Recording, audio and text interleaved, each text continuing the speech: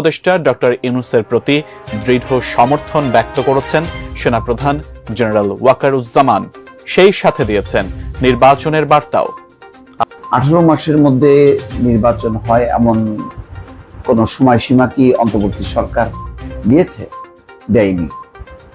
কিন্তু আসসালামু আলাইকুম ভিউয়ার্স, দেশ ও দেশের বাহির থেকে যারা আমার ভিডিওটি প্লে করেছেন জানাচ্ছি আন্তরিক শুভেচ্ছা ও অভিনন্দন। আশা করি সবাই ভালো আছেন, সুস্থ আছেন, আলহামদুলিল্লাহ। তো ভিউয়ার্স, বাংলাদেশের আগামী নির্বাচন কবে এমন প্রশ্ন এমন কোনো জনগণ নেই যে যার ভেতরে আসছে না। এই প্রশ্নের সম্মুখীন হয়ে সেনাপ্রধান ওয়াকারুজ্জামান ডক্টর মোহাম্মদ ইউনূসের সাথে বৈঠকের পরপরই জাতির উদ্দেশ্যে এই বিষয়টি উন্মোচন করেছেন। আগামী 18 মাসের মধ্যেই বাংলাদেশের নির্বাচন অনুষ্ঠিত হবে। এই বিষয়টি কি আসলে অন্য দলীয় নেতাকর্মীরা কিভাবে নিচ্ছে বা এই নির্বাচনটা রোডম্যাপ কি হতে যাচ্ছে, আসুন বিস্তারিত জানবো এই রিপোর্টে। সো ভিডিওতে যাওয়ার আগে ছোট রিকোয়েস্ট করবো, যারা এখনো চ্যানেলটি সাবস্ক্রাইব করেননি, নিয়মিত দেশের সকল আপডেট সবার আগে জানতে অবশ্যই চ্যানেলটি সাবস্ক্রাইব করে পাশে রাখবেন। দর্শক আসুন, যে কোনো পরিস্থিতিতে নোবেল বিজয়ী অর্থনীতিবিদ অধ্যাপক ডক্টর মোহাম্মদ ইউনূসের নেতৃত্বাধীন অন্তর্বর্তীকালীন সরকারের পাশে থাকার অঙ্গীকার করেছেন সেনাপ্রধান জেনারেল ওয়াকারুজ্জামান, যাতে তারা দেশের অন্যতম খাতগুলোতে সংস্কার সম্পন্ন করতে পারে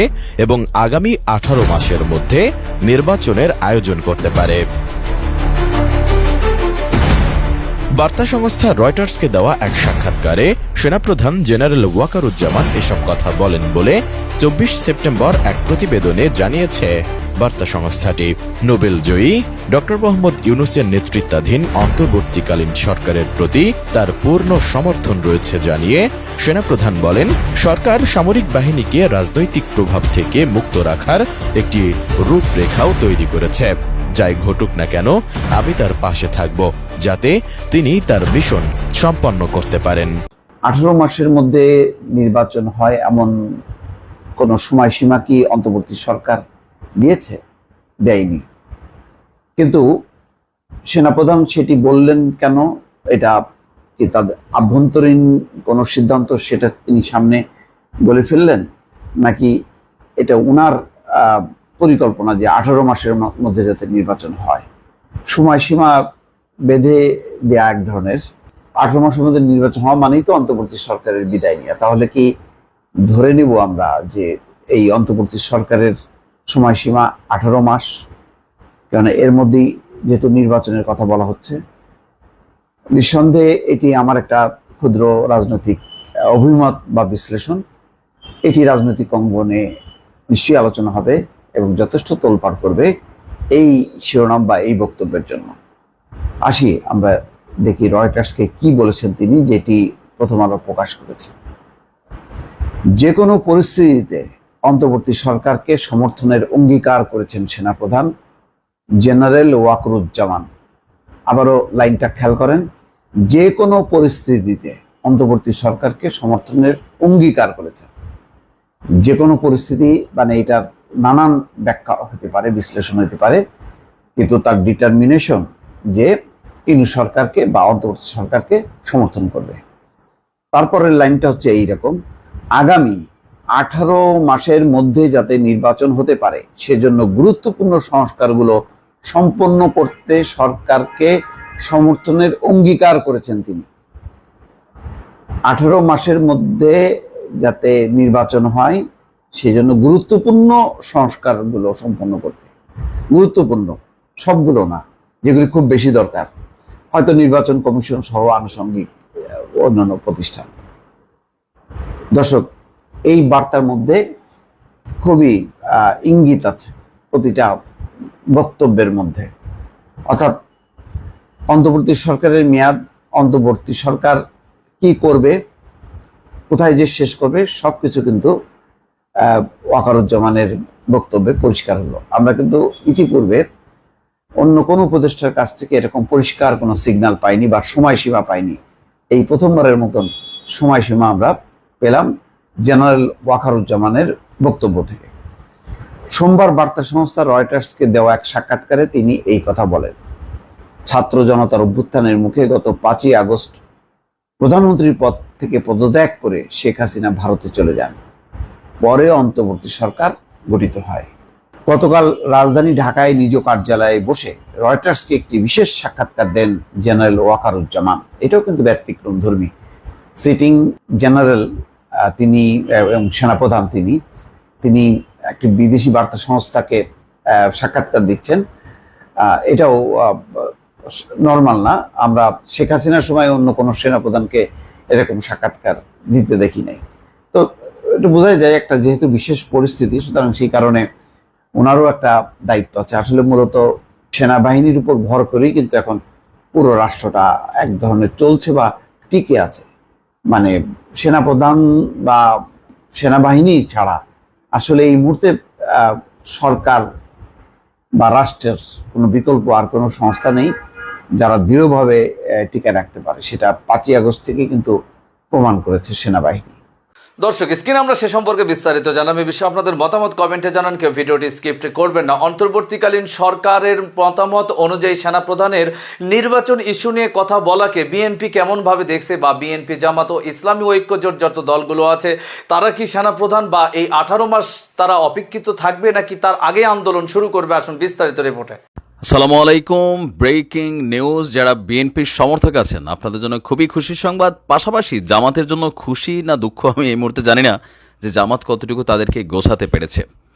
অন্তর্বর্তী সরকারের প্রধান উপদেষ্টা ডক্টর মোহাম্মদ ইউনূসের ক্ষমতা গ্রহণের পর আলোচনার মধ্যে সবচেয়ে বেশি ছিল নির্বাচন কবে হবে, পাশাপাশি সেনাবাহিনী আসলে কী ধরনের ভূমিকা রাখছে এই আমাদের অন্তর্বর্তী সরকারের উপদেষ্টা মণ্ডলীতে, পাশাপাশি সেনাবাহিনী ব্যাকগ্রাউন্ড থেকে নির্বাচন নিয়ে কী ভাবছে, আগামীতে কি সেনা সমর্থিত কোনো সরকার আসবে, সেনাবাহিনী কি রাজনীতির মধ্যে নিজেদেরকে জড়াবে, এরকম নানান প্রশ্ন যখন আপনারা দেখতে পাচ্ছি যে রাজনৈতিক দলগুলোর মধ্যে নানান প্রশ্ন উত্থাপিত হয়েছে, দিন শেষে গণমাধ্যমের সামনে মুখ খুলেছেন আমাদের সেনাপ্রধান। আজ থেকে গুনে গুনে 18 মাসের মাথায় নির্বাচনে যাচ্ছে হয়তোবা বাংলাদেশ, মোটামুটি আমরা এমনটাই তথ্য পাচ্ছি। আমাদের সেনাপ্রধান ওয়াকারুজ্জামান তিনি আমাদের প্রধান উপদেষ্টা ডক্টর মোহাম্মদ ইউনূসের সাথে যে বৈঠক করেছে সেই বৈঠকের কিছু আলোচনা গণমাধ্যমে আজ উঠে আসলো। তিনি বলছেন যে বাংলাদেশ সেনাবাহিনী বাংলাদেশের রাজনীতিতে হস্তক্ষেপ করবে না, ইভেন আগামী 1.5 বছরের মধ্যে দেশে গণতন্ত্রের উত্তরণ হতে হবে, মানে 18 মাসের মধ্যেই নির্বাচন হতে হবে, এমনটাই সেনাবাহিনীরও আপনার দাবি। বার্তা সংস্থা রয়টার্সকে দেওয়া এক সাক্ষাৎকারে জেনারেল ওয়াকারুজ্জামান তিনি আপনার এই চাঞ্চল্যকর তথ্য দিয়েছেন। প্রতিবেদনটিতে বলছে শেখ হাসিনার পতনের পর ক্ষমতায় আসা অন্তর্বর্তী সরকারের দায়িত্বে নেওয়া প্রধান প্রধান যে সংস্কার কাজগুলো সেগুলো সম্পন্ন করতে সাহায্য করার জন্য যাই হোক না কেন অন্তর্বর্তী সরকারকে সমর্থন দিয়ে যাওয়ার প্রতিশ্রুতি দিয়েছেন বাংলাদেশের সেনাপ্রধান, যাতে আগামী 18 মাসের মধ্যেই বাংলাদেশে নির্বাচন অনুষ্ঠিত হতে পারে। রয়টার্স বলছে গত আগস্টের শুরুতে হাসিনার বিরুদ্ধে ছাত্র নেতৃত্বাধীন যেই কি বলা হয় যে বৈষম্য বিরোধী আন্দোলন একটা অবস্থান নিয়েছিল, সেখানে সেনাবাহিনী কোনো বাধা দেয়নি, আর এতেই শেখ হাসিনার সরকারের পতন হয়েছে। আর এই অবস্থায় রাজধানীতে বা সারা বাংলাদেশে বর্তমানে যে আইন শৃঙ্খলার অবনতি সেই বিষয়টাকেও সহযোগিতা করার জন্য সেনাবাহিনী 2 মাসের জন্য তাদের কমিশন অফিসারদেরকে ম্যাজিস্ট্রেসি পাওয়ার দিয়ে বাংলাদেশে এই মুহূর্তে তাদেরকে অবতরণ করেছে। আর নোবেল বিজয়ী ডক্টর মোহাম্মদ ইউনূসের নেতৃত্বে অন্তর্বর্তীকালীন সরকারে পূর্ণ সমর্থন দিয়ে যাচ্ছে সেনাবাহিনী। এছাড়াও সামরিক বাহিনীকে রাজনৈতিক প্রভাব থেকে মুক্তি দেওয়ারও একটি রূপরেখা তিনি দিয়েছেন। ওয়াকারুজ্জামান বলছেন, আমি ডক্টর ইউনূসের পাশে থাকব যাই হোক না কেন, যাতে তিনি তার মিশনটা সম্পন্ন করতে পারেন। আর পাশাপাশি আপনার সেনাপ্রধান ওয়াকারুজ্জামান বলছেন, সংস্কারের পর গণতন্ত্র উত্তরণ 1 বছর থেকে 1.5 বছরের মধ্যেই হওয়া উচিত বলেই সেনাবাহিনী মনে করছে, তবে এই সময়টাতে ধৈর্যের প্রয়োজনীয়তার উপরও জোর দিয়েছেন তিনি।